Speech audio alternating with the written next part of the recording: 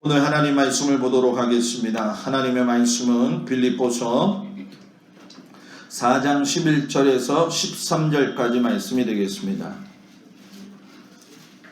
빌립보서 4장 11절에서 13절까지 말씀, 신약성경 322쪽,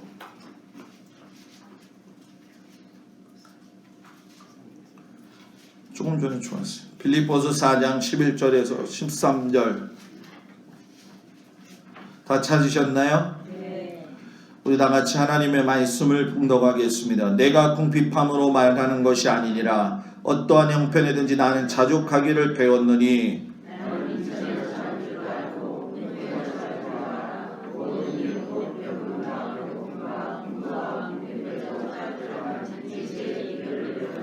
내게 능력 주시는 자 안에서 내가 모든 것을 할 수 있느니라. 아멘. 따라해보세요. 마음이 청결한 자는 누구를 볼 것이다? 아멘. 자, 여기 보십시오. 어저께 읽었던 그 마태복음의 5장 8절의 말씀을 가지고 또 오늘 빌립보서 4장의 11절, 13절 사도 바울의 고백을 통하면서 신앙에도 빨간 신호가 들어온다. 이 6번째에서 10번째까지 울려 10번째까지의 말씀을 이제 여러분들하고 나누겠습니다.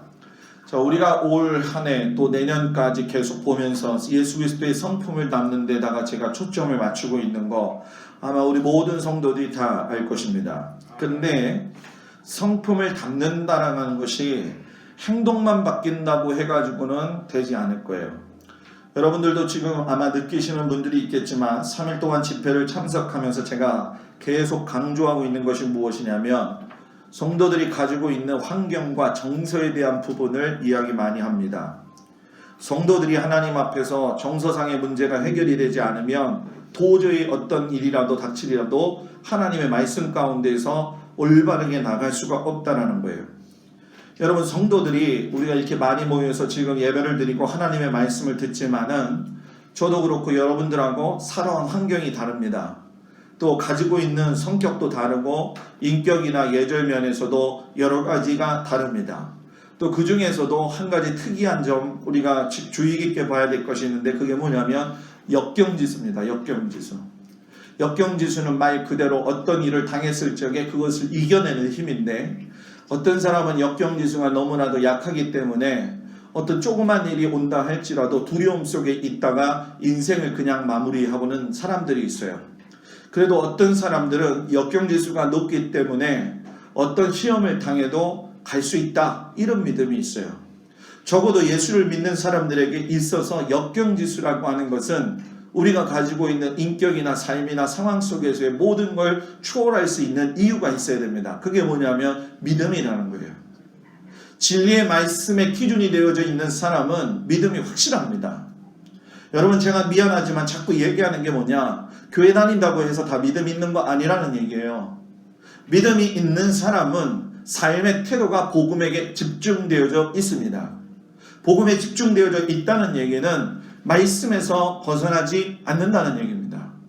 많은 사람들이 신앙생활을 할 적에 하나님을 찾고 부르짖는데도 불구하고 하나님이 말씀하신 것은 우리가 생각하지 아니하고 자꾸 마음속에서 두고 있는 경우가 있는 게 사실이에요.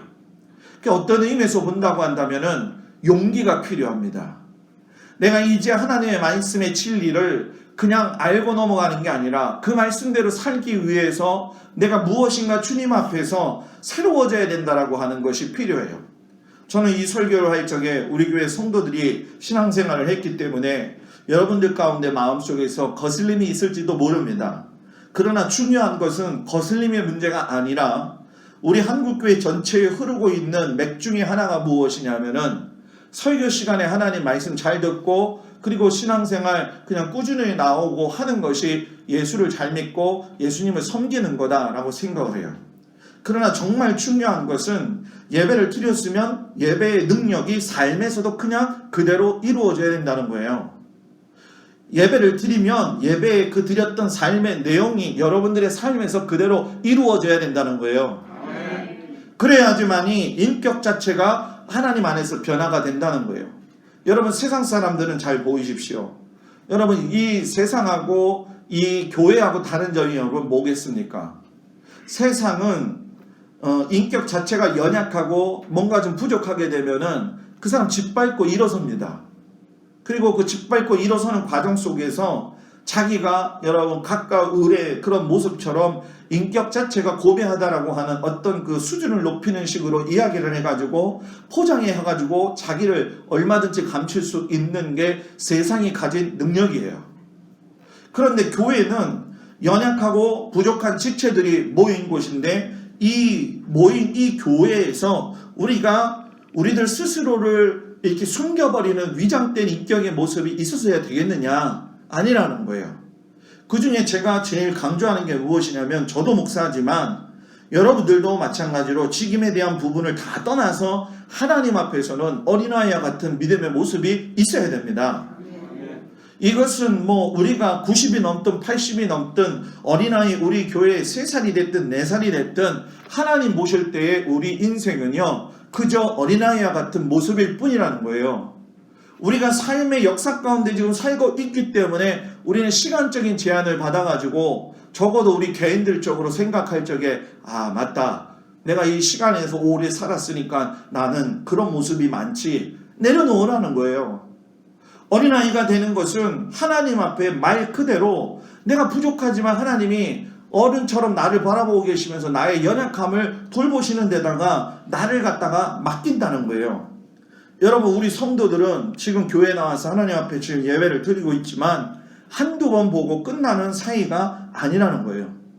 서로를 완벽하게 이해할 수는 없지만 분명한 것 하나는 우리가 예수 그리스도에게 초점을 맞추어서 예수님의 성품을 닮아가려고 하고 예수님의 마음을 하나로 닮아가려고 한다고 한다면 하나가 될 수 있는 공동체가 되는 게 정상이라는 거예요. 이게 안 되면 정상이 아니라는 거예요. 요즘 정상적이지 않은 교회가 거의 많습니다.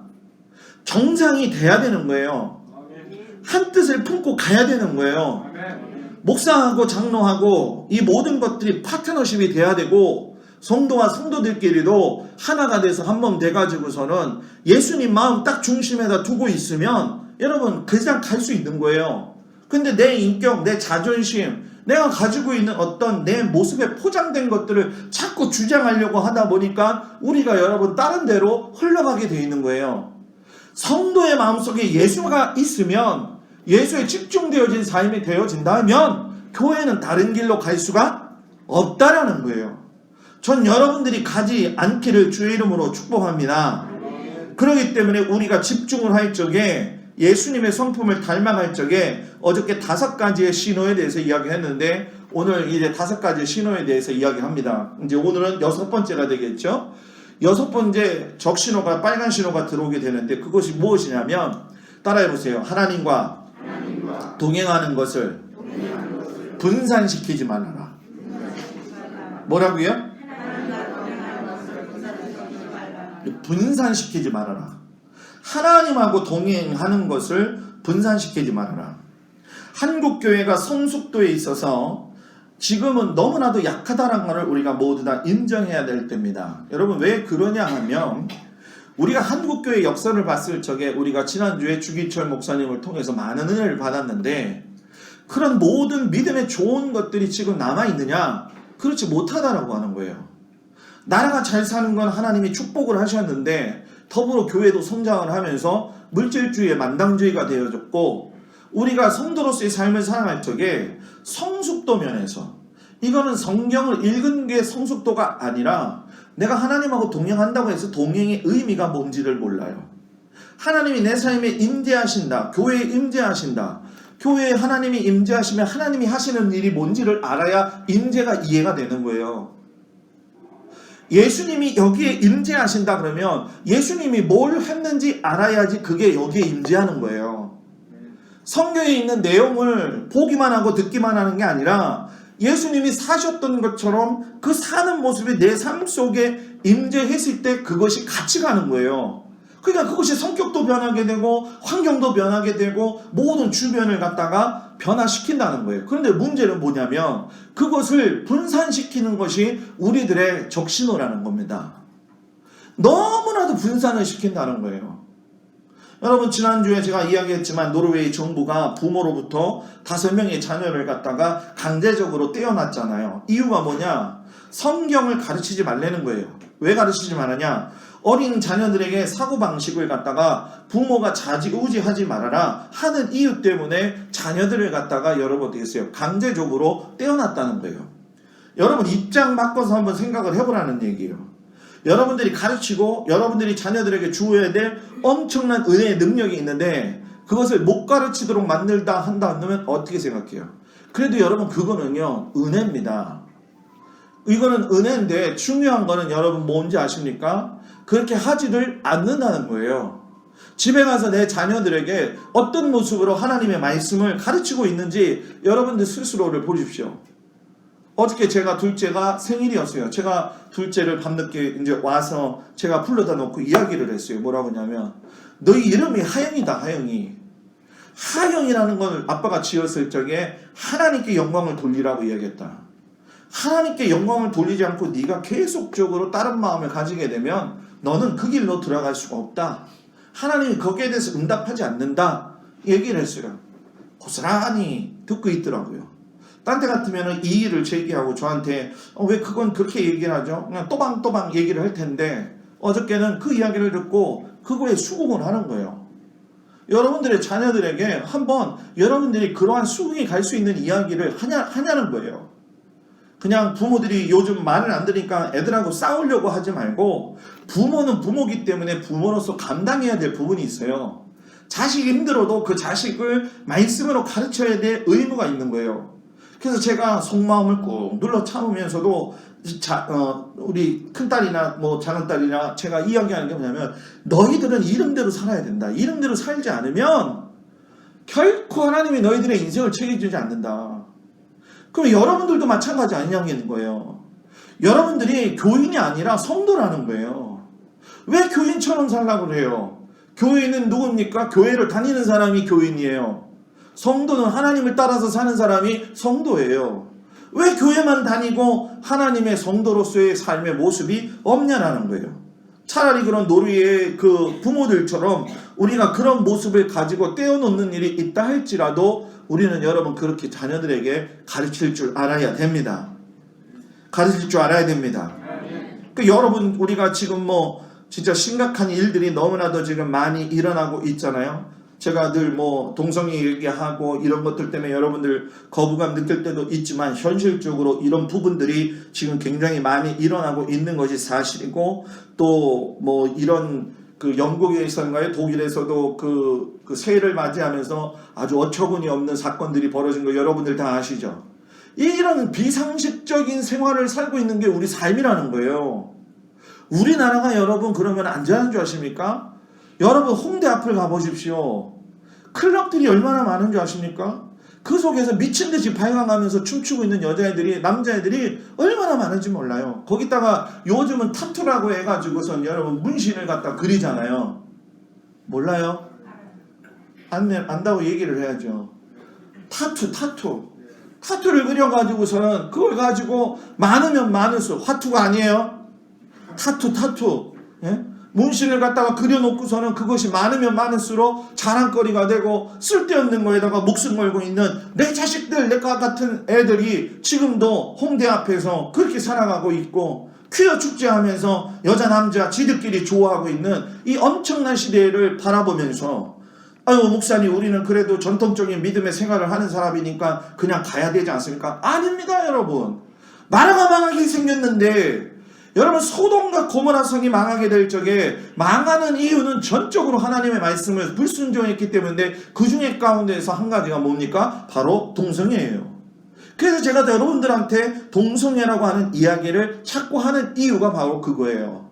여러분들 생각에는 별일 아닌 것처럼 생각하지만 우리나라에서 지금 동성애로 인해서 에이즈 걸려가지고 연간 돈으로 나가는 여러분들의 의료보험에서 나가는 돈이 수십억에 이르고 있는 상황입니다. 이런 상황 속에서 내가 신앙생활을 하는데 왜 한국교회가 이런 일을 잘 감당하지 못하느냐? 그 2가지 이유가 있는데 그 중에 하나가 뭐냐면 일 처리하는 거. 쉽게 얘기하면 뭐냐면 하나님의 교회가 교회로서의 역할을 할 적에 그 중에 하나가 뭐냐면 교회도 빨리빨리, 그리고 교회도 웅장하게, 그리고 교회도 빨리빨리 성숙해가지고 모든 걸 갖다 누릴 수 있도록. 여러분, 우리 같이 이런 월세교회 산다고 남들이 무시한다고 생각하지 마십시오. 왜냐하면 다른 교회 가면 물론 프로그램 큰 교회들 많습니다. 여러분, 프로그램이 있고 다 좋은데 프로그램이 사람을 바뀌지 않아요. 프로그램으로 사람이 바뀌지 않아요. 우리 교회가 제자훈련 안 해봤습니까? 우리가 성경 파노라마 안 해봤습니까? 성경이 읽어지냐 안 해봤습니까? 그 밖에 다른 바이블 아카데미부터 해갖고 성경 공부 안 해봤습니까? 제가 한 결론이 뭐냐? 성경 공부 가지고는 성도들 변하지 않는다. 도저히 변할 수가 없다. 그건 뭐냐? 교회가 신앙생활을 해갈 적에 어떤 그 단계의 코스가 있는데 그 코스를 그냥 건너 뛰어넘으려고 한다는 거예요. 기도 훈련 안 돼 있는데 기도하려니까 기도가 안 되는 거예요. 기도 입술 벌려라 하자니까 안 되는 거예요. 왜 우리 성도들이 기도가 약하느냐? 여러분, 기도에 그런 기도를 해본 적이 옛날에 해봤지 경험이 자꾸 잊어버린다는 거예요. 여러분 생각해봐요. 옛날에 그 뜨거웠던 그 기도, 글쎄 옛날에 우리 교회가 그 있을 적에 뜨거웠는지 잘 모르겠어요. 나는 그 분위기를 모르니까요. 근데 분명한 거 한 가지는 제가 어려서부터 제가 하나님과의 관계 속에서 은혜 받고 제가 노력하면서 주님 앞에서 의지적으로 매달릴 적에 한 가지 그것만은 놓치지 않았는데, 그건 뭐냐면 죽게 부르짖을 적에 부르짖는 자에게 그대로 부어주신다. 저는 어렸을 때부터 하늘산 기도원 다니고 오살리 기도원 다니고 숭이 감리교회 가가지고 철야를 3, 4년을 하면서도 있잖아요. 기도를 하게 되면 한 자리에 앉아있지 않고 기도하다가 보면은 기도 한 바퀴 돌고 있습니다, 여러분. 그게 오늘날 교회에서 다 사라졌다는 거예요. 형식적인 기도와 형식적인 성경 공부. 그러다 보니까 눈으로 봐야 되는 축복의 조건을 생각해요. 그러니까 여러분, 그것이 하나의 또한 모습으로 나타나게 되는데, 그게 어떤 이야기냐면은 바로 하나님의 실제에 대한 분산, 이 실제에 대한 생각이 분산이 된다는 거예요. 예를 들면은 목사님들이 하도 물질의 축복에 대한 설교를 하고 헌금 많이 내면 하나님께서 여러분들 가정 축복한다고 하는데, 여러분 헌금은요 돈이 많아가지고서 내는 게 아니에요. 돈이 없어서 헌금을 더 많이 내는 사람이 더 많습니다, 여러분. 저는 제가 그걸 살면서도 느끼는 게 있어요. 그게 뭐냐면은 하나님은 어떤 상황 속에서도 우리가 보는 눈으로 보여지는 것을 통해서 그 사람의 신앙을 평가하지 않으신다는 거예요. 하나님은 우리 내면에 깊숙이 있는 곳에서 우리가 어떤 일을 행동하기 이전 이미 전에 벌써 내 마음의 중심을 보고 계신다는 거예요. 하물며 여러분들이 부모면서 자녀들이 말이에요, 거짓말할 적에 느끼잖아요. 그러면서 저놈 저거 지금 딴짓하고 있네, 어쭈 요놈 봐라 하면서 나를 속이려고 하네, 이런 마음 들 때 있어요 없어요? 있잖아요. 근데 그걸 알면서 왜 하나님 앞에서 그거를 모르고 있냐는 얘기예요. 여러분, 이건 정말로 단순한 진리입니다. 인간이 살아가면서도 그 속에서 그런 모습들을 가지고 있는데 하나님이 그 마음을 모르겠냐는 거예요. 저는 우리 교회 성도들이 다른 것 말고 하나님이 내 마음을 먼저 아신다라고 하는 게 중요한 거예요. 그렇기 때문에 하나님 앞에 뭐 해야 되는 거예요? 정직할 줄 알아야 되고 순전할 줄 알아야 되는 거예요. 그래서 제가 발버둥 치는 거예요. 발버둥 치면서 저도 실수하기 때문에 하나님 앞에 어떻게든 그거 돌이켜보면서 점검하면서 살려고 하는데, 목사가 적어도 그렇게 살려고 노력하면은 여러분들도 그렇게 살려고 노력해야 되지 않냐는 거예요. 그 아버지의 그 아들 아니겠냐는 거예요, 여러분. 네? 교회 성장주의는 이제 끝났어요. 교회 건물주의는 여러분 끝났습니다. 목사들 박사학위 이제 다 끝났습니다, 여러분. 너무나도 어떤 그 마음이 분리되고 분산되어지니까 성도들이 교회에 와서도 우왕좌왕하고, 제가 여러분들한테 주일날 와가지고 예배를 드릴 때 준비를 좀 해라 그런 얘기를 하잖아요, 그죠? 근데 이제 준비를 하게 되면 우리가 6층을 만들었던 이유가 여러분 뭡니까? 하나는 교육부서예요. 그리고 하나는 여러분 뭡니까? 예배 준비를 하기 전에 소담을 나누고 싶으면은 6층에 내려가가지고 뭐 하라는 거예요? 거기서 이야기하고 있다가 한 40분쯤 올라와가지고서는 뭐예요? 기도로 준비해야 되는 거예요. 일주일에 한 번 주일날 주님 앞에 나와서 예배를 드리는데 6층이 한 1000km 떨어져 있나요? 육지은요, 제가 올라오면서 1층부터 어저께 오늘 계속 걸어 올라오면서 1층부터 7층까지 올라오는데 계단이 옆으로 돌면서까지 하니까 150계단이에요. 150계단에서 6층 내려가는데 제가 세보니까는 20개도 안 되더라고요. 보니까는.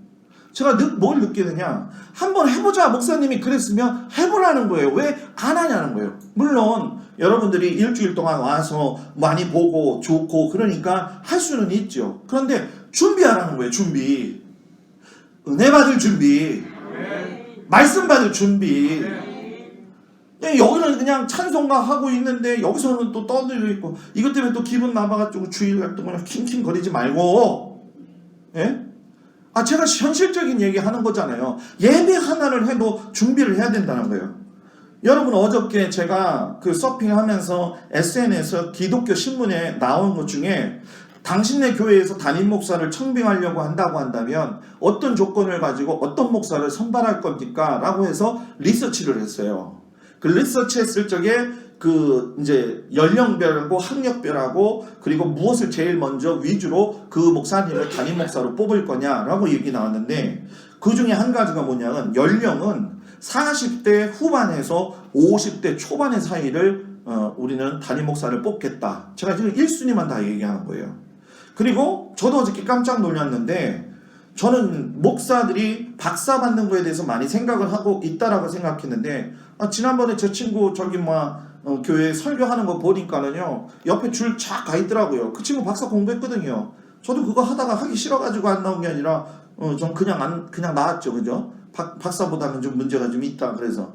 근데 다 여기다 줄 긋고 저게 목사인지 박사인지 모르겠는데 어저께 성도들이 말하는 게 뭐라고 이야기하냐면은 학위 받는 것보다 학력보다도 더 중요한 게 있는데 목회에서 실질적인 훈련이 많이 받은 목사. 이 얘기는 뭐냐면 대형 교회에 있던 부목사가 그런 모습도 있어야 되겠고 또 500명 미만의 밑에 교회에서 열심히 목회를 하면서 수많은 과정을 겪었던 사람들. 저는 부목사 같은 경우도 오래 해보고 담임 목사도 해보고 이런 경험을 통해 가지고 쌓여있는 사람들. 그리고 또 한 가지가 재밌는 것이 무엇이었냐면은 외국에서 목회하는 목사들은 받아들이고 싶지 않다 이렇게 나왔어요 또. 그런데 그 중에서 제일 먼저 그 목사님을 뽑기 위해서 보려면 뭘 봅니까? 라고 했더니 1위가 뭔지 아십니까 여러분? 설교예요. 설교. 설교를 보고서는 목사님을 뽑겠습니다 라고 얘기해요. 이게 좋은 것 같긴 하는데요. 저는 조금 기분이 나빴어요. 왜 기분이 나빴냐면 설교를 무슨 기준에 의해서 보고서 뽑으려고 하는지는 모르겠지만 설교를 준비하는 목사의 태도와 또 설교의 해석의 문제들도 고려하고 생각해야 되고 제일 중요한 건 듣는 귀만 열리지 말라는 거예요. 제 얘기는. 듣는 귀만큼 그렇게 살려고 노력을 해야 된다는 거예요.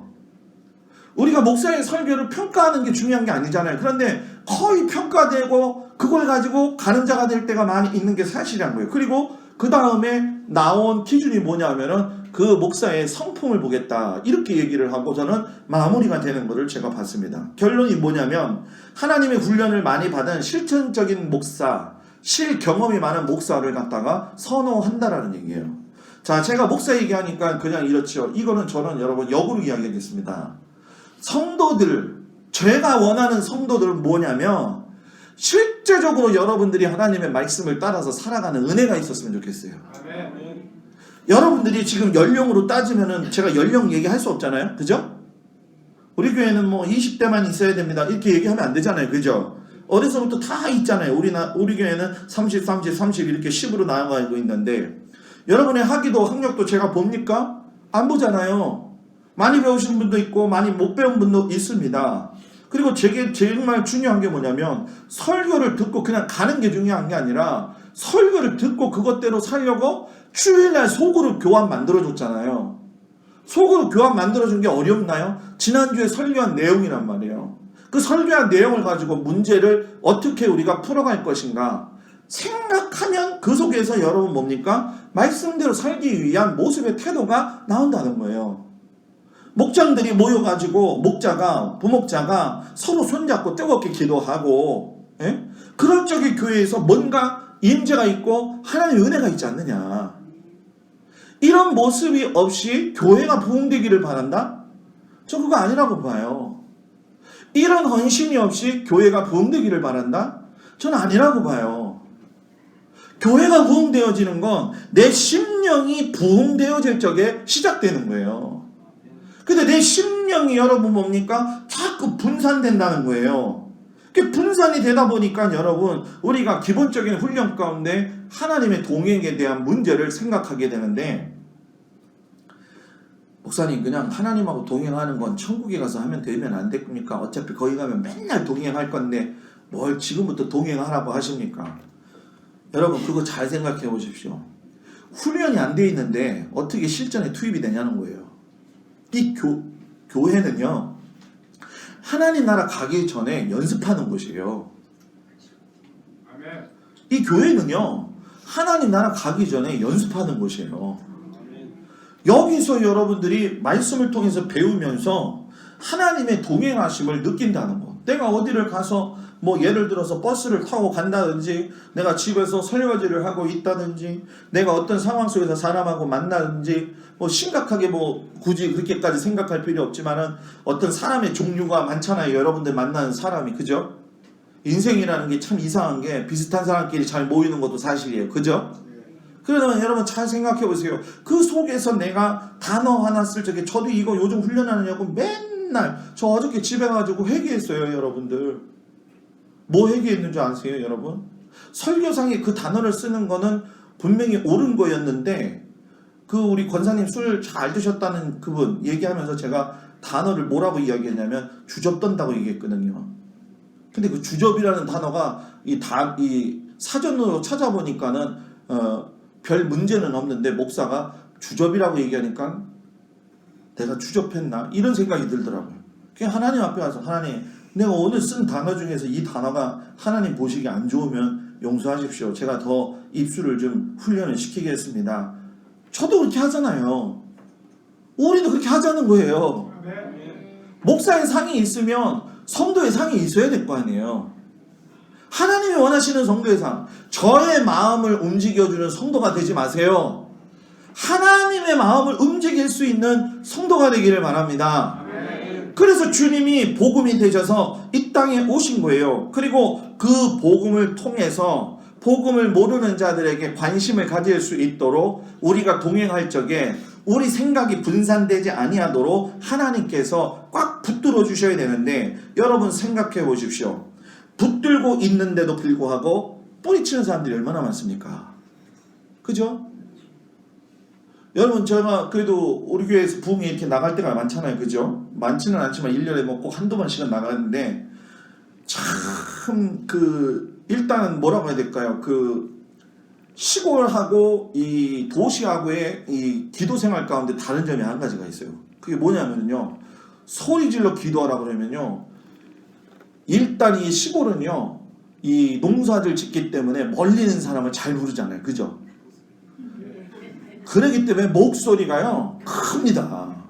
그냥 애들도 그냥 얼마나 크게 부르는지요. 제가 지난번에 예산 집회 갔을 적에 예산 집회에 청년 애가 찬양 인도를 했는데, 강성원이라고 하는 애인데, 애가 있잖아요, 찬양을 기가 막히게 잘 부르는데 나보다 더 잘생겼어요. 또 그래서 제가 걔한테 그랬습니다. 야, 너 너무 잘생겼고 하나님의 찬양도 너무너무 잘한다. 너 그 모습 가지고 하나님 앞에 영광 돌릴 적에 괜히 나이가 들어가면서 청년이 가져야 될 슬럼프 속에서 빠지지 말아라. 그런 이야기를 꼭 합니다. 여러분 왜 분산되는 줄 아세요? 집중 안 하니까 분산되는 거예요.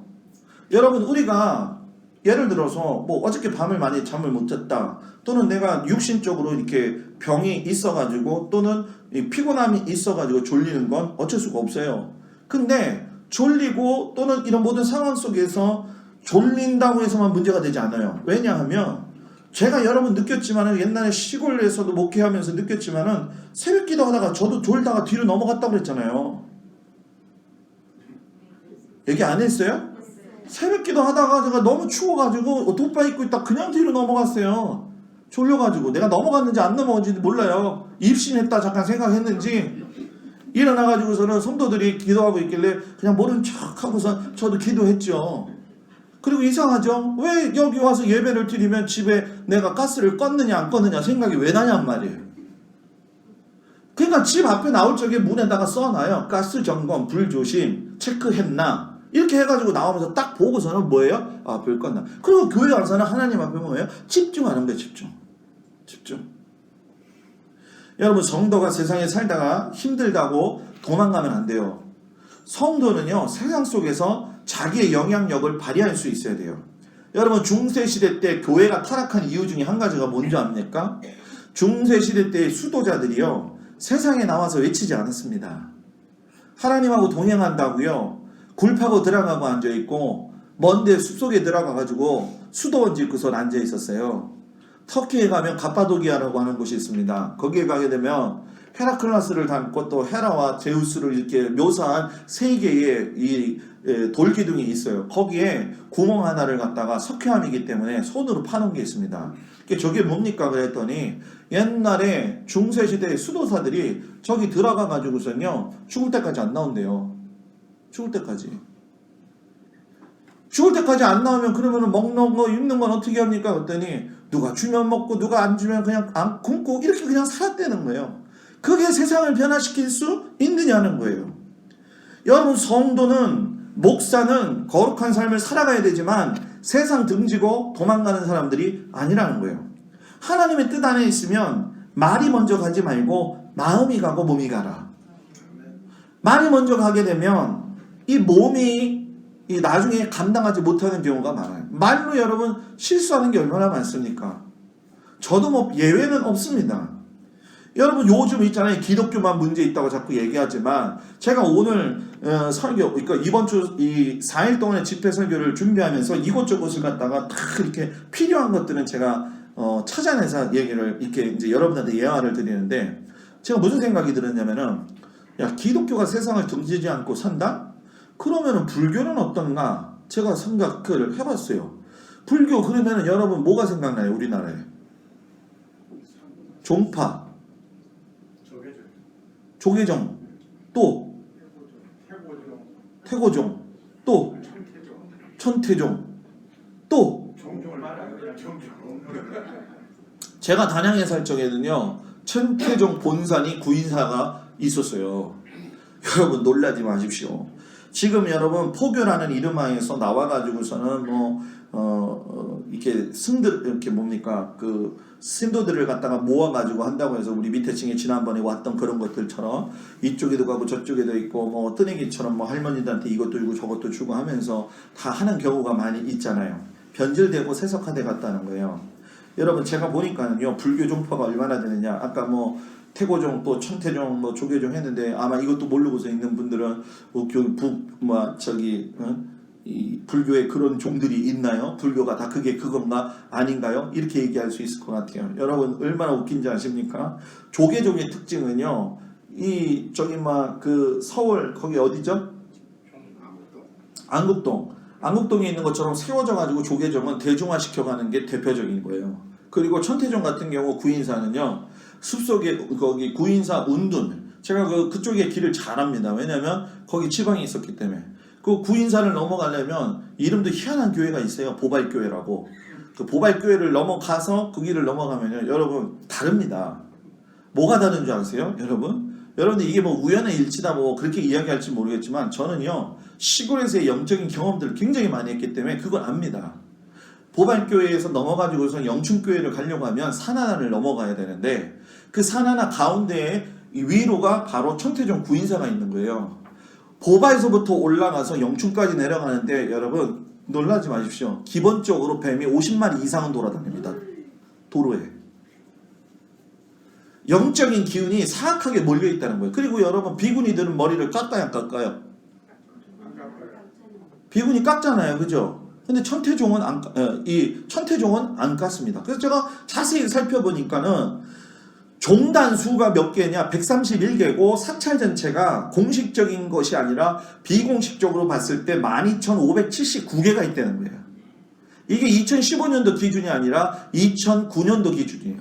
그러면 지금 우후죽순이 일어나고 있는 상황 속에서 본다고 한다면 지금 왜 기독교만 이렇게 공격을 받고 있느냐에 대해서 여러분 한번 생각해 봐야 되지 않겠어요? 기독교가 왜 이렇게 공격을 받고 있느냐? 불교도 저 모양인데 카톨릭이라고 해서 다 온전한 거 아니잖아요.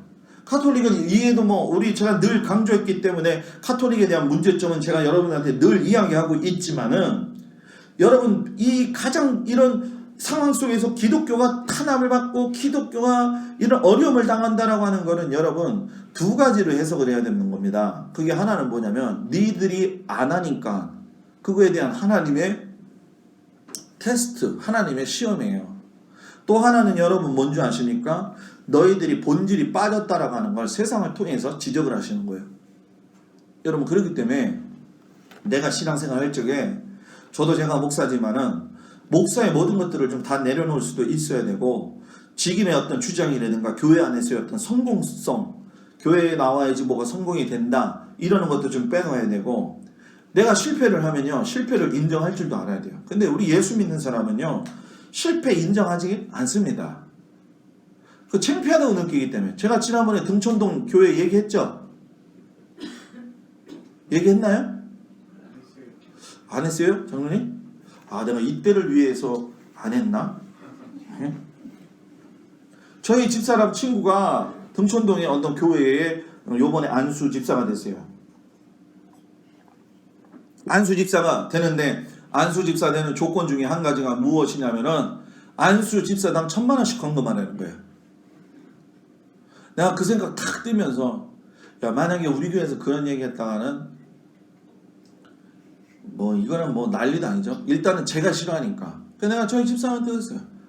아니 안수 집사를 1,000만 원에 사는 거냐 파는 거냐 난 도대체 이해가 안 간다. 지금 노장로님도 갸우뚱갸우뚱이잖아요. 그죠? 왜 1,000만 원을 내라고 그랬느냐 그랬더니 그 교회에서 무슨 신학교를 건립을 한다는 거예요. 그러니까 신학교 건립을 하니까 직임을 주는 조건 대신에 1,000만 원씩 헌금하라는 거예요. 여러분 자기가 직임을 받아가지고 은혜를 받아서 내가 할 수 없는데 하나님이 이렇게 해주셨다 감사해가지고 자율적으로 헌금하는 건 감사헌금이에요.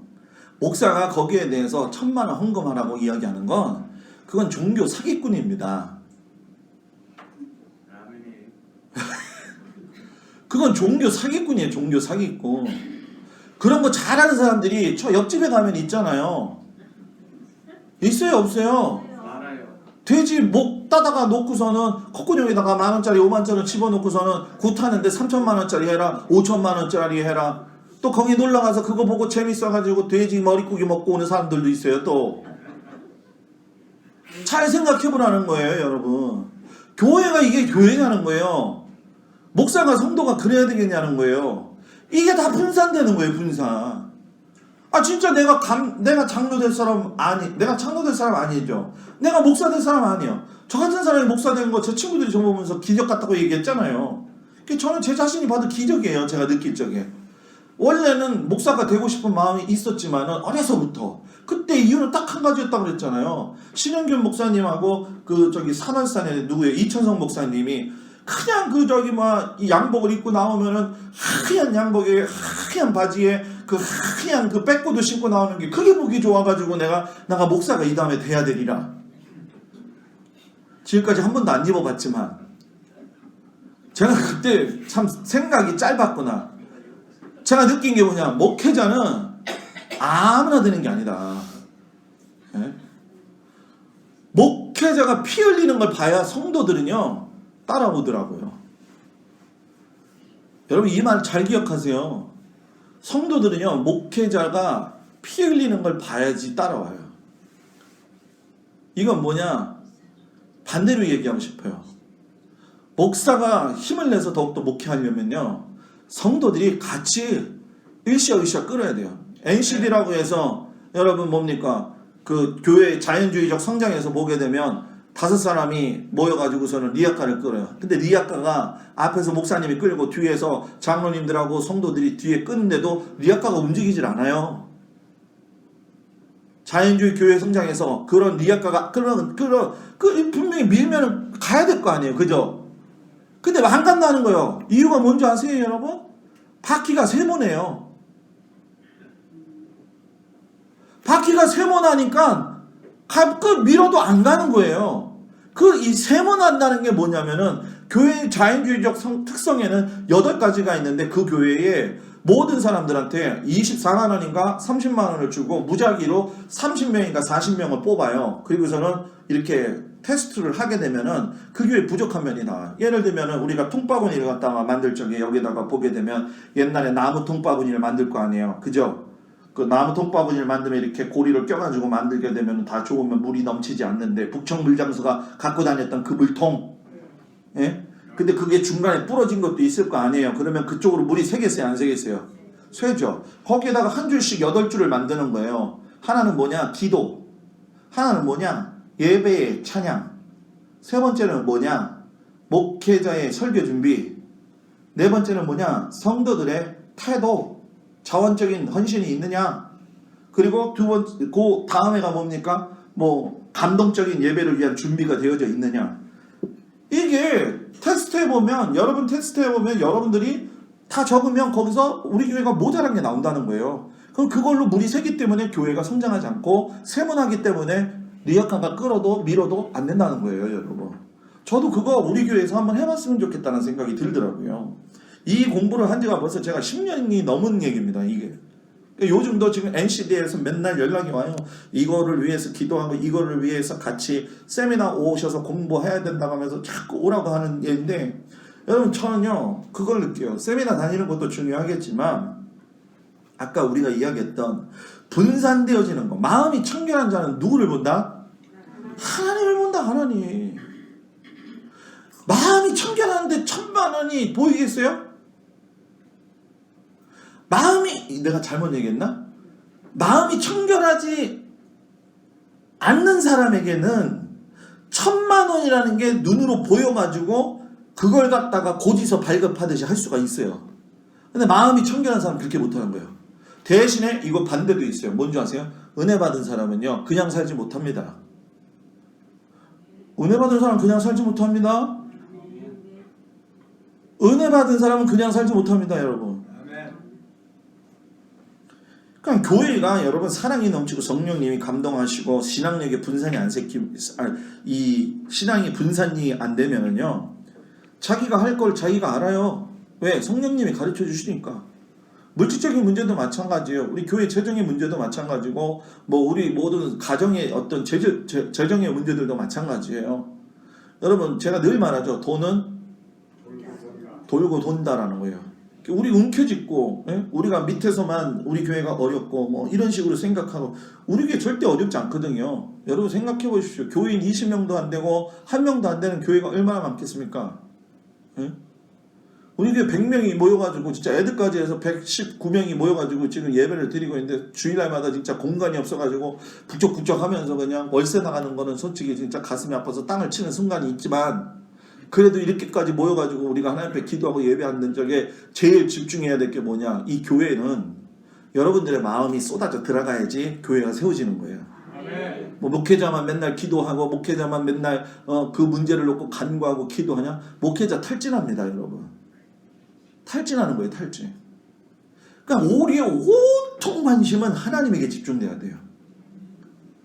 헌신이라는 건 여러분 자발적인 헌신이에요. 다음 주에 1,000만 원씩 가지고 오지 마시기 바랍니다. 아멘 하네요. 다음 주에 1,000만 원씩 가지고 오지 마시기 바랍니다. 말이 지금 잘 안 들려요? 갖고 오신다나 봐요. 아멘이 없으면 갖고 온다는 얘기예요 지금. 네? 아, 참 어이가 없는 세상입니다, 진짜. 제가 설교하면서도 어이가 없어요, 진짜. 네? 7번째가 뭐냐? 갈등에 대해서 두려워하지 말고 숨기지 말아라. 뭐라고요? 갈등에 대해서 두려워하지 말고 숨기지 말아라. 인간 관계의 핵심이 여러분 소통입니다. 소통. 근데 있잖아요, 여러분 우리가 소통 잘해야 된다는 얘기 다 모르지 않아요. 다 알아요, 그죠? 근데 여러분 분명한 거는 소통의 훈련을 받고 태어난 사람은 전혀 없다는 거예요. 그리고 더 웃긴 거는 갈등을 좋아하는 사람은 없다는 거예요. 그런데 분명한 거는 갈등을 원하든 원치 않든 우리 속에서 갈등의 소지들이 생길 때가 있다는 거예요. 갈등은 여러분 누군가가 나에게 부적절하게 행동했을 때 나타나는 거고, 내가 누군가에게 부적절하게 했을 때 일어나는 게 갈등이에요. 갈등이 성장하게 되면 자기 자신도 문제가 되지만 자기 심령의 문제가 상태가 좋지 않습니다. 그리고 교회도 파괴적 현상이 일어나요. 목사가 말 조심해야 된다는 걸 늘 제가 조심하려고 노력하면서도 실수를 하지만은 여러분들도 똑같아요. 여러분들도 어떨 때 보면요, 제가 엊그제 얘기했잖아요. 내가 동네북 같다고. 여러분들이 와가지고서는 제가 저 잘 계셨어요? 오셨어요? 그랬으면 팍! 하고 가봐요. 그 제가 목양실에 있다가 가만히 생각해요. 내가 큰 북은 큰 북이지. 응? 큰 북은 큰 북이지. 사람이 덩치가 크니까. 하지 말아요, 그렇게. 목사한테도 그렇고 성도들한테도 서로 간에 괜히 북치듯이 하지 말아요. 자녀들한테도 이 자녀들 내가 낳았다고 자녀들한테 막 함부로 얘기하면 될까요, 안 될까요? 안 되는 거예요. 갈등이 성장하게 되면은 여러분 교회 안에서 자꾸 문제가 발생하게 되는 거예요.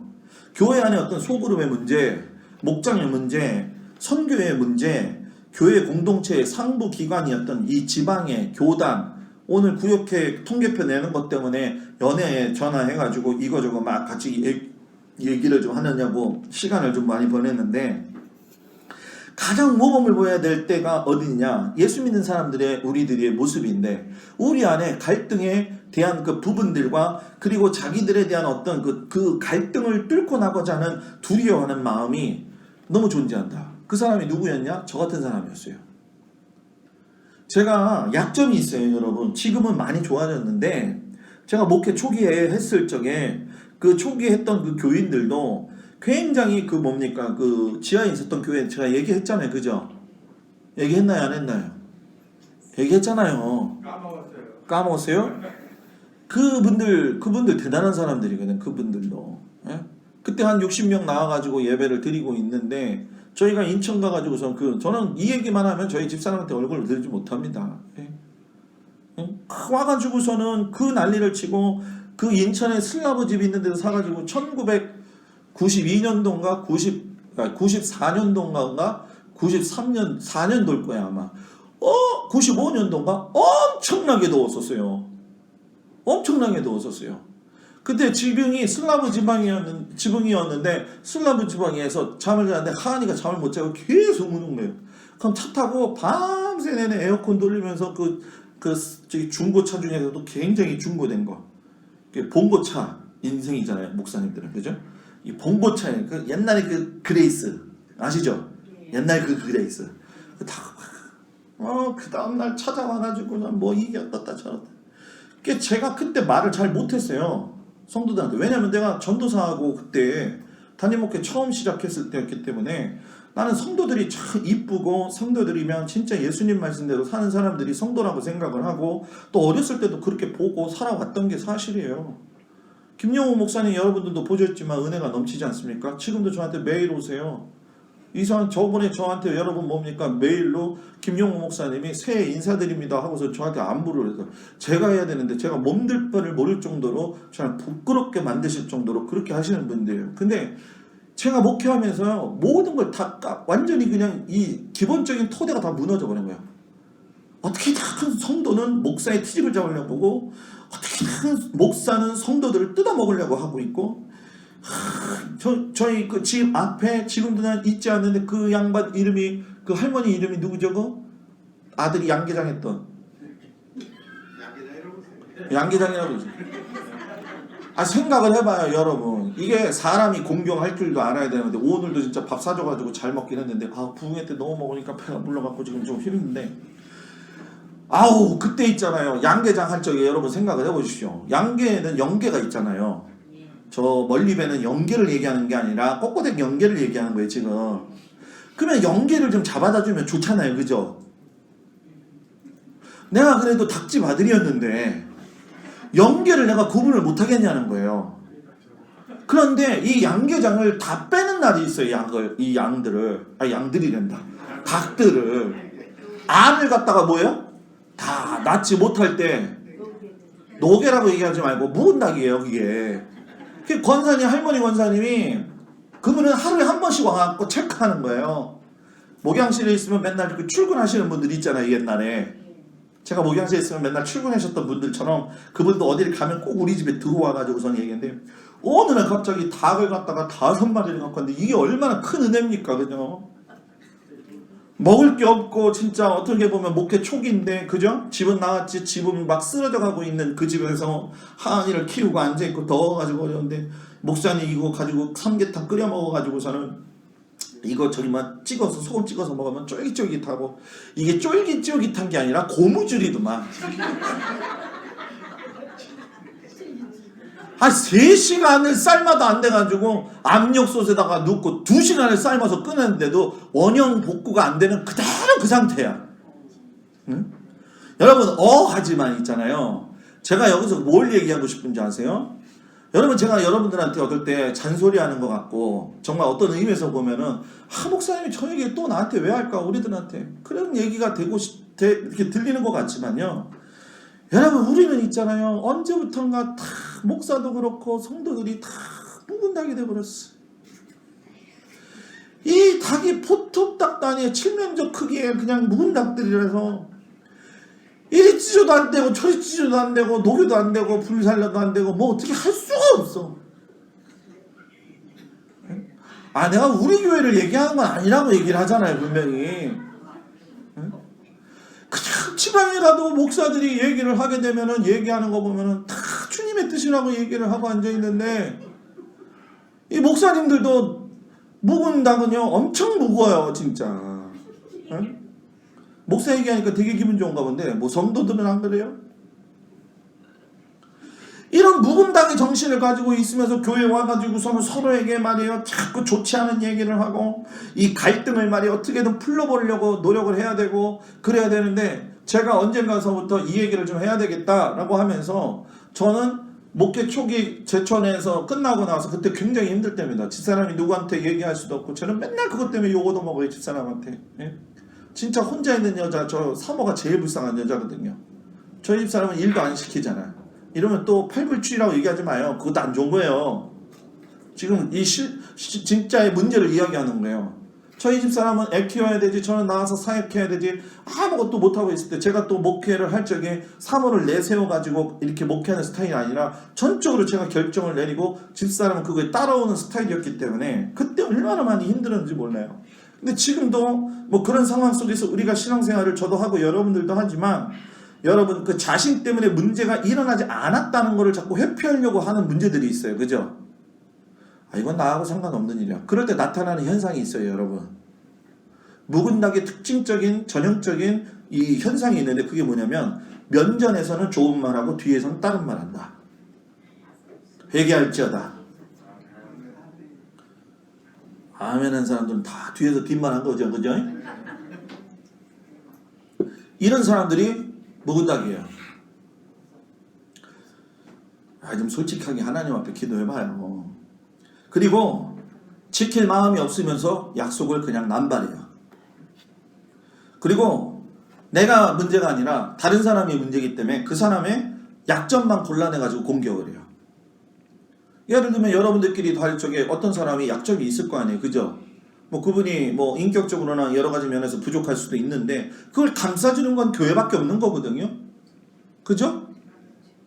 그걸 갖다가 왜 차별을 두고 그렇게 하냐는 거예요. 여러분들 생각 속에 제가 목회하면서 여태까지 느끼고 맨날 교회를 임지를 옮기면은 느끼는 게 있어요. 그게 뭐냐면은 제가 누구하고만 얘기를 잘하면은 목사님은 저 사람만 좋아한다는 거예요. 내가 무슨 애착증 병 걸린 사람인 줄 알아요? 제가 같이 대해야 되고 같이 이야기해야 될 사람이 저는 혼자지만 우리 교인들은 119명이라는 교인이 있단 말이에요. 그럼 목사님이 뒤를 돌아다가 이렇게 나한테 눈길을 줬지만 제가 눈길을 못 볼 때 있어요, 없어요? 있다고 그렇게 말하면서 왜 집에 가서 목사님이 오늘 나를 한 번도 안 쳐다봐줬다고 이런 어처구니 없는 얘기를 하냔 말이에요. 웃는 게 정상이에요, 비정상이에요, 지금? 응? 오늘 목사님은 나한테 얼굴 한번 눕기도 한번 주지도 않았다? 막 이러고. 응? 야, 우리 목사님 오늘 건성으로 저기 했다? 장로님들도 잘해야 돼요. 그래서 장로님들도요, 돌아다니면서 성도들 눈 맞추면서 인사해야 돼요. 저 안장님 오셨습니까, 장로님? 응? 권사님들 집에 가서 그래요. 우리 장로님 저기 나한테 인사도 안 해주고 이 눈길도 안 준다, 야, 막 이런다. 그래서 장로가 어려운 거예요. 나만 어렵다고 얘기하면 안 되잖아요. 그래서 목사와 장로는 동지애가 있어야 되는 거예요. 그런데 자꾸 장로가 또 목사를 뒤에서 조정하잖아요. 그죠? 우리 교회는 전혀 그렇다는 건 아니에요. 네? 어느 교회든 목사와 장로의 관계 속에는 여러분 기도가 먼저 우선이 돼야 됩니다. 그러니까 여러분 제발 부탁인데 그 뒤에서 그 앞에서 얘기하지 못하고 뒤에서 하지 말아라. 제가 이렇게 직설적이다 보니까 가끔씩 얘기할 때가 있는데 어떻게 목사님이 그런 얘기 할 수 있냐. 여러분 생각해요. 목사가 맨날 좋은 얘기 할 수 있습니까? 안 된 거에 대해서는 분명히 잘못된 거에 대해서는 이야기할 수 있어야 되죠. 예? 그 필요해요. 좋은 말만 자꾸 받아먹으려고 하면은 안 돼요, 여러분. 그리고 침묵으로 일관해요. 이거 있잖아요, 우리 그거 있잖아요, 그냥. 뭐 말하나 쫙 보면서 침묵으로 일관을 하면서 말이에요. 예? 나중에는 비꼬아서 얘기하고. 오늘 진짜 이번 집회는요, 굉장히 실질적인 얘기를 하는 거예요, 여러분. 그리고 제일 중요한 것 중에 한 가지가 뭐냐면은 감정을 상하게 하지 않으려고 돌려서 얘기한다. 근데 그게 눈에 보인다는 거예요. 저도 있잖아요. 제가 요즘 저한테 무서운 게 있어요. 그게 뭐냐면은 제가 이렇게 목회를 지금 이렇게 하다 보니까는 느끼는 게 저도 지금 목회가 지금 벌써 2000년도에 안수받고 목사 안수만 받고 지금도 15년 목사만 15년이지 전도사까지 하고 해가지고 한 25년 이렇게 했거든요. 지금 제가 요즘 저한테 무서운 게 있어요. 그게 뭐냐면 이게 목사가 목회를 오래 하다 보니까 이게 보이는 게 있어요. 이렇게 이게 뭐 정치적으로 목사들이 이렇게 장난하는 거, 또 성도들이 이렇게 뭔가 이렇게 하는 그런 것들이 내 눈에 보여요. 솔직히 말할게요. 그게 보여요. 그래서 제가 지방에서도 그런 부분에 껴들리지 않으려고 문처럼 노력하는 거고, 될 수 있으면 성도들을 새로운 각도에서 보려고 노력을 많이 하는 거예요. 그러니까 여러분들도 그런 말을, 그런 것들을 훈련하자는 거예요. 이제는 우리 교회가 그거 해야 됩니다. 다른 교회 하는 것처럼 살면 안 되잖아요. 그리고 아니요라고 분명하게 말하지 않아요. 껄끄러요. 얘기 듣고 난 다음에 이 뭡니까 그 껄끄러운 관계를 갖다가 얘기를 하지 않고 얼굴색만 맨날 변해가지고선 다니는 거예요. 예? 얼굴에 다 써여 있어요. 예? 그 사람이 누구냐? 제가 그잖아요. 제가 얼굴 안 좋아질 때 여러분들 많이 느낀다고 얘기하잖아요. 그죠? 그죠?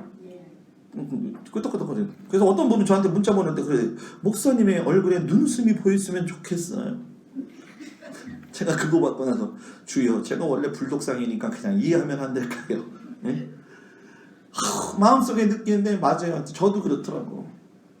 제가 기분이 가라앉거나 제가 어떤 문제가 있으면 제가 그거에 집중해서 생각하다 보면 이건 아니다 이런 마음이 들 때가 있어요. 그러면서도 그래요. 또 하나님 앞에, 하나님 내 속마음이 요즘 이렇습니다. 그렇게 그냥 기도하고 그렇게 내려놔요. 그리고 글을 막 써요. 썼다가 지워버리고 썼다가 지워버리고 해요. 제 나름대로 어떤 그 스트레스 푸는 방법이죠. 예수님을 닮은 건강한 성도는 갈등이나 의심을 회피하지 아니하고 해결해 나간다. 예수님이 종교 지도자들, 군중들, 제자들하고 가족관계에서 갈등이 없었어요? 갈등이 있었습니다. 아니 엄마하고 형제들이 왔는데 누가 내 부모고 누가 내 형제라고 얘기해요. 내가 생각하면 기분 되게 나쁠 것 같아요. 그죠? 근데 나중에 가면 여러분 뭡니까? 사도 요한한테 너의 어머니로 받아줘라 라고 이야기하잖아요. 사역할 때와 사역하지 않았을 때의 태도가 다르다는 거예요. 제가 저희 아버님하고 저희 어머님도 제가 라이브 크라이스트를 만들어 이렇게 줬기 때문에 제 설교를 들으시는데 제가 저희 어머니 아버지한테도 제가 이런 얘기를 해요. 뭐라고 얘기하냐면 아버님이 장로고 총요성교회 회장을 몇 년 했다고 해서 목사인 나의 삶을 지금 이해하고 있느냐? 이해한다는 거예요. 그럼 제가 그래요. 절대 이해 못한다. 아무리 자식이지만 자식이 목사의 삶을 살아가는 데 있어서 이해 못한다고 했어요. 제가. 그러니까 이제 어르신들이니까 이제 여러 가지 이야기들을 하시지만 제가 분명하게 얘기하는 게 있어요. 그게 뭐냐면 예수님도 그러시다시피 사역에 대한 부분들과 부모와의 관계들을 갖다가 정리정돈을 하면서 나가셨던 거를 제가 거기서 보면서 많은 걸 깨달아요. 그러니까 우리는 여러분 그걸 더 얼마나 잘 해야 되겠냐는 거예요. 그래서 목사님이나 이런 관계 속에서 우리들이 거짓 평화를 만들지 말자. 거짓 평화를 만들지 말자. 진짜 은혜의 평화를 만들기를 주의 이름으로 축복합니다. 아멘. 8번째, 자신의 상처, 약점, 실패를 나타내려고 하지 않는다. 여러분 성도는요, 또 목사는요, 영적인 상태를요 매일 강건하게 가질 수가 없어요. 영적인 상태가 너무 이렇게 능력 파워만 있게 가질 수 있고 매일 유지할 수는 없어요. 누구를 보면 하냐? 베드로잖아요. 내가 12명의 그래도 수제자다. 나에게 보여지는 이미지가 있잖아요. 그 사람 나름대로의. 그러니까 그 얘기는 뭐냐면은 수제자인과 동시에 자기가 우월감이 있다는 것이 있었어요. 근데 그 사람이 여러분 실패했잖아요. 어디서 실패했습니까? 잘 보십시오. 예수님 3번 부인한 거에서 실패했다고 이야기를 하지만 첫 번째 실패가 어디서 나왔는지 아십니까? 풍랑이로 걸어오시는 예수님을 봤을 때에 그때 파도에 뛰어내렸을 적에 걷다가 파도를 보고 무서워서 발이 빠졌어요. 자, 이게 뭐가 중요하냐? 내가 어떤 상처나 그런 약점이나 어떤 그런 것들에 대해서 연약하다는 걸 인정을 하지 아니하고 자기가 굉장히 강한 척 한다는 거예요. 아, 내가 수제자인데 내가 이 정도 믿음은 있지 하고 예수님한테 허락은 받았겠다. 발을 디뎠는데 문제는 뭐냐면 예수님을 쫓아다닌다는 수제자가 믿음이 그렇게 많다 적다의 문제가 아니라 현실적인 문제에 가게 되면 다 물에 빠진다는 거예요. 다 물에 빠져요. 이건 예외가 없어요. 그런데 여러분 나중에 보십시오. 부활하신 예수님께서 무태에서 빵과 고기를 갖다가 굽고 계실 적에 베드로가 제일 먼저 보고서는 여러분 뭐예요? 물에 뛰어서 내려서 달려가잖아요. 달려가가지고 아무 얘기도 못하고 있잖아요. 그러면서 예수님이 내 양을 먹이라. 예, 내 양을 먹이라. 네, 내 양을 먹이라. 계속 이야기하시는데 뭐 우리는 그걸 가지고 설교 많이 목사님들이 하지만은 내 양을 먹이라. 내 양을 먹이라는 게 뭐냐면 너부터 제대로 먹으라는 얘기예요. 결국은. 네가 나를 사랑하는 거는 네가 잘 먹어야 다른 사람도 뭐예요? 사랑할 수 있다라는 얘기예요. 그런데 우리가 절대적인 신앙 위에 있다고 생각을 하는 거예요. 여러분 저도 죄인이고요. 여러분들도 죄인이에요. 하나님의 은혜가 있었기 때문에 이 사실만으로도 우리가 하나님의 자녀가 됐다는 게 얼마나 큰 은혜입니까? 여러분 하나님의 사랑을 많이 받았던 다윗이 밧세바를 간음하고 나서 남편인 우리아를 죽였잖아요. 절대 왕권입니다, 여러분. 여러분 근데 이 다윗이 여러분 얼마나 여러분 정말로 이 사람이 대단한 사람이냐? 자기 상처, 분노 이런 실패한 거를요. 실패한 그 자체를 갖다가 시편에다 옮겨놓잖아요. 그죠? 시편에 보면은 자기가 울면서 내 눈물이 흘러가지고 침상이 뭐예요? 둥둥 떠오를 정도로만 막 자기가 어떤 나쁜 인간인지를 갖다가 막 시편에다가 써내기 시작을 하는데 우리들 같으면 여러분 내 추한 모습을 갖다가 이야기를 써서 드러내겠습니까 여러분? 제가 여러분한테 뭐 가끔씩 가다가 우습게 얘기하는 것처럼 보이지만 저의 취약점을 얘기한다는 건 저한테는 솔직히 굉장히 어려운 부분들이에요 여러분들. 왜? 여러분들이 어떻게 해석할지 모르기 때문에. 근데도 여과 없이 저도 그런 얘기를 하는 것은 여러분 우리 안에 있잖아요. 주어진 하나님께서 상처들이 있다 할지라도 그거에 대해서 감사할 줄 알아라. 그리고 고백하라는 거예요. 그래서 오늘 제가 읽은 사도 바울 이야기의 그 내용에서도 보지만은 고린도 12장 7절 10절에 가서도 이 말씀을 잘 들어보십시오. 이 여러 계시를 받은 것이 지극히 크고 너무 자고하지 않게 하시려고. 사도 바울이 하나님한테 너무 큰 계시를 받았는데 자고하지 않게 하시려고 내 육체의 가시에 사단의 사자를 주셨으니. 여러분 이상하지 않아요? 내가 계시를 받았는데 능력이 많아야 되잖아요. 근데 오히려 하나님이 육체의 가시를 주셨다라는 거예요. 그걸 뭐라고 얘기하냐면 내가 너무 자고하지 않게 하려 하심이니라. 이것이 내게서 떠나기 위하여 내가 3번 주께 간구했다. 3번이나. 그런데 내게 이르시기를 내 은혜가 뭐예요? 내게 족하다. 이야기를 하셨다는 거예요. 그러면서 이는 내 능력이 약한 데서 뭐예요? 온전하여 짐이라. 그러니까 이는 내가 약할 때 그때 곧 강함이니라 라고 이야기해요. 그러니까 여기 빌립보의 말씀처럼 뭡니까? 내가 궁핍함으로 말하는 것이 아니라 어떠한 형편에서 나는 뭐 했다고요? 자족하기를 배웠다. 여러분 이게 얼마나 힘든 고백인 줄 아십니까? 그렇게 유명한 가정에서 태어났고 로마 시민이었고 했으면 돈이나 자기가 가지고 있던 모든 것들을 갖다가 다 버려놨는데 버려버리고도 나서 자족했다라고 하는 얘기예요. 나는 비천에 처할 줄도 알고 풍부에 처할 줄도 알고 모든 일에 곧 배부름과 배고픔과 풍부와 궁핍에 처할 줄 아는 일체의 비결을 뭐예요? 배웠노라. 저는요 하나님 앞에 있잖아요. 감사해요. 어떻게 감사하냐면은 제가 좀 아플 때 이게 참 감사해요. 만약에 이게 내가 육체의 가시가 없었더라고 한다면 내가 지금 뭐 하고 있었을까? 나는 목사 분명히 안 하고 있다. 제가 청년 때 갖고 있었던 꿈이 뭐냐면 또 여러분 우습게 생각하지 마시고 저 그때 심각했습니다. KBS 공채 개그맨을 들어갈 거냐 아니면 내가 뭡니까 라이브 통기타 그런 가수가 될 것이냐 아니면 연극을 좀 해볼 것이냐 이 끼가 좀 그런 끼가 좀 제가 있어요. 그런 끼가 있어가지고 그거에 대해서 생각을 참 많이 했었어요. 집사람하고 저하고 처음 만났을 때 학교에서 처음 만났을 적에 제가 그때 연극 많이 할 때거든요. 그 연극 많이 하면 괜히 못 들어가지고서는 옷도 이상하게 후줄근하게 입고 다니고 말이에요. 최민수처럼 그죠? 그 생각나죠, 그죠? 그런 것처럼 제가 이렇게 차고 다니고 뭐 시계도 이따만한 거 차고 다니면서 내가 신학생이지만은요 나는 연극하는 사람이었는데 저희 집사람이 저 탁 보면서 저 이상한 남자다 저거 응? 저 바람필 남자고 저거 나를 좋아한다고 뭐 얘기는 들었는데 야 저건 사람 아니다 저거 저 남자하고 저 결혼하면 안 된다 저거 그래갖고 저가 집사람이 좋아가지고 도저히 안 되겠다 저 여자를 사모로 만들어야 되겠다 그래가지고서는 이제 저희 친구 중에 기타도 잘 치고 피아노도 잘 치는 모든 친구들인데 학교에 처음 찬양대를 만들었어요. 채플에 그때 이제 채플을 만들었는데 그 채플에 이제 뭐 교회 음악가 뭐 성악가들 성악하는 애들 들어가고 피아노 치는 애들 들어가고 신학가들이 다 들어갔어요. 근데 집사람이 들어갔어요. 그때 제가 레크리에이션 잘하거든. 여러분들 우리 레크리에이션 한번 제가 인도한 거 못 봤죠?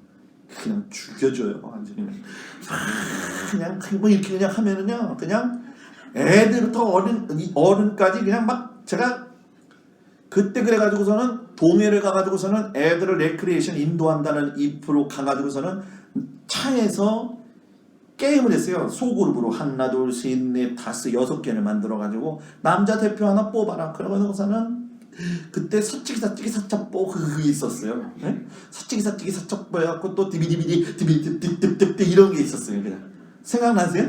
그거 해가지고 틀릴 때마다 남자 대표회를 몸에 있는 거 하나씩 다 벗기게 해가지고 빤스까지 남기게 한 사람이 저예요.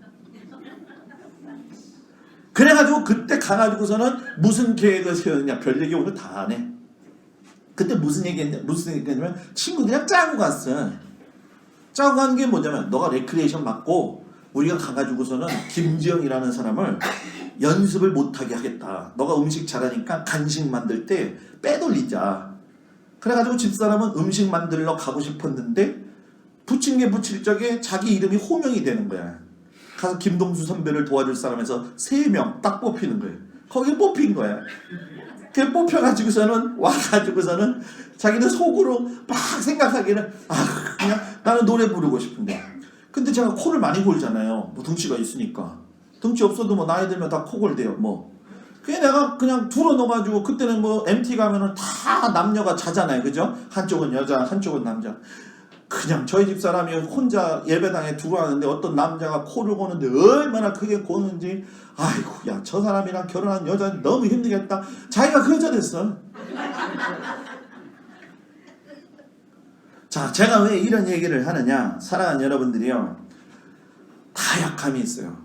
뭐 저도 약함이 있고 저희 집사람도 약함이 있고 또 우리 성경에 뭐 얘기를 들면 뭐 모세도 살인자였고 호세아 아내 같은 경우도 창녀였고 또 우리가 노아도 술에 취해가지고 벌거벗었고 요나도 그냥 지 멋대로 자기 멋대로 행하고 야곱은 맨날 거짓말하고 예레미야는 맨날 울고 앉아있고 엘리야는 그냥 맨날 떨어져 나가가지고서 로뎀나무 같은 밑에 가갖고 벌려지고서는 주여 주여 하면 까마귀가 오면. 그래서 어느 교회 가면은 여러분 카페를 지을 적에 로뎀나무 카페라고 그러잖아요.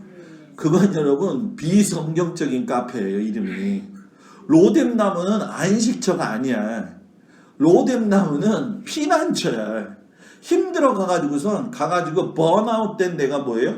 로뎀나무 밑에예요. 그때 거기서 까마귀가 갖다가 주는 뭡니까 먹이하고 이런 걸 가지고서는 했다는 거예요. 그럼 오늘날 이 말씀을 우리들에게 적용을 그대로 해보자는 거예요. 뭐냐?